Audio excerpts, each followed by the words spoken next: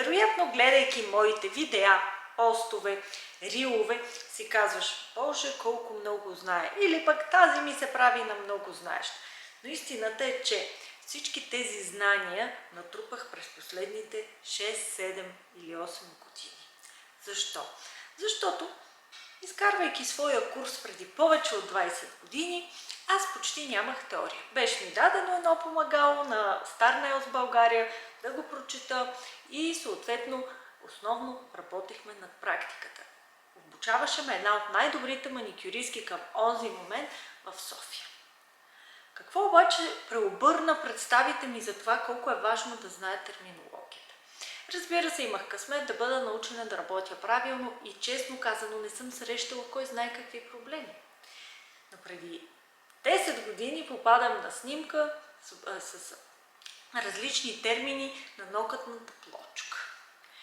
И изпадам в шок, защото аз с много голям стаж, с пълните си графици, с месеци напред, някои термини не знаех. Тогава си отворих помагалото и установих, че толкова повърхностно съм чела, че знанията са изчезнали. Когато не ги използваме редовно, те полека биват забравени.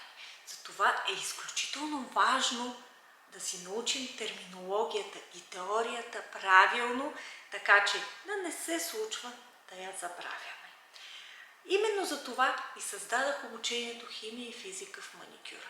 Когато преди 6-7 години попаднах на първите знания от тази област, си дадах сметка, че всъщност теорията е ключовия момент в нашата правилна, добра и професионална работа. Ако искаш и ти да получиш добри знания, които да ти служат вярно и да си ги разбрал от момента на самото обучение, заповядай на химия и физика в маникюра 5 и 6 октомври в град София. Истината е, че почти няма свободни места, така че не отлагай за утре. Запиши се още сега.